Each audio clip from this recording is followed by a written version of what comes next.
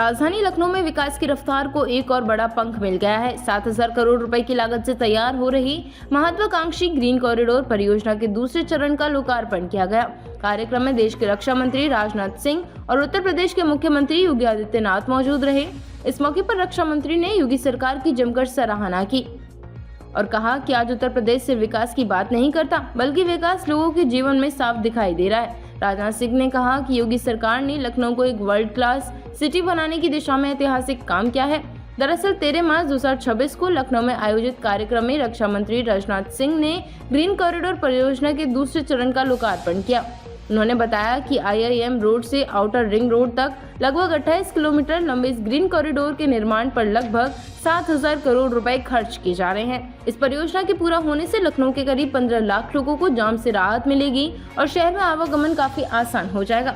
रक्षा मंत्री ने इस परियोजना की खासियत बताते हुए कहा कि ग्रीन कॉरिडोर के निर्माण के दौरान रास्ते में आने वाले 150 से ज्यादा पेड़ों को काटा नहीं गया, बल्कि उन्हें दूसरी जगह ट्रांसफर किया गया। उन्होंने कहा कि यह पर्यावरण संरक्षण की दिशा में एक बड़ी मिसाल है। रक्षा मंत्री राजनाथ सिंह ने बताया कि इस परियोजना में सेना की जमीन का भी उपयोग किया गया है।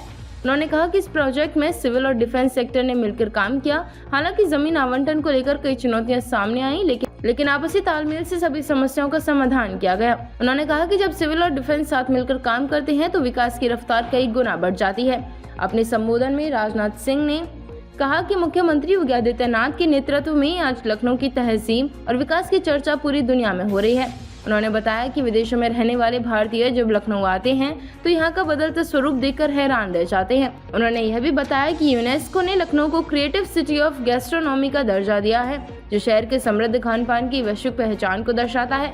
राजनाथ सिंह ने कहा कि आज लखनऊ दुनिया के उन शहरों में शामिल हो रहा है जहाँ रहने के लिए अत्याधुनिक सुविधाएं उपलब्ध हैं। रक्षा मंत्री ने अपने संबोधन में मुख्यमंत्री योगी आदित्यनाथ की कार्यशैली की भी सराहना की। उन्होंने कहा कि लोग योगी आदित्यनाथ को बुलडोजर बाबा के नाम से जानते हैं।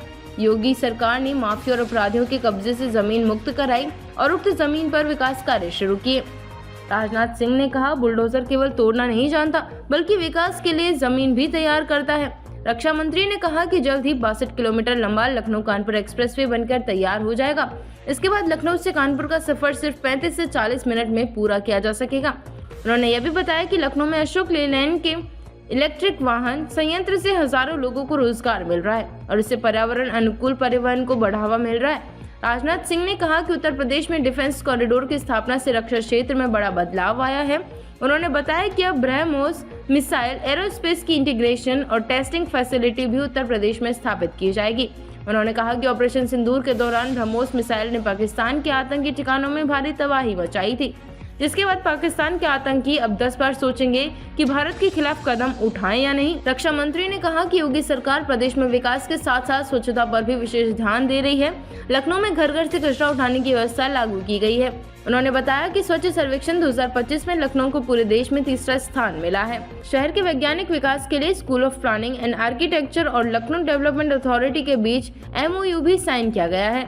इसके साथ ही NCR की तर्ज पर लखनऊ में स्टेट कैपिटल रीजन विकसित किया जा रहा है। राजनाथ सिंह ने मुख्यमंत्री योगी आदित्यनाथ के हालिया सिंगापुर और जापान दौरे का भी जिक्र किया है। अब आपको सुनाते हैं रक्षा मंत्री राजनाथ सिंह ने क्या कहा। हम सब ने इस पर भी ध्यान दिया है कि डिफेंस सेक्टर में भी लखनऊ पीछे नहीं होना चाहिए और इसके लिए उत्तर प्रदेश में डिफेंस कॉरिडोर की भी स्थापना की गई है, जिसकी हमारे मुख्यमंत्री जी ने आप सबको जानकारी दी है।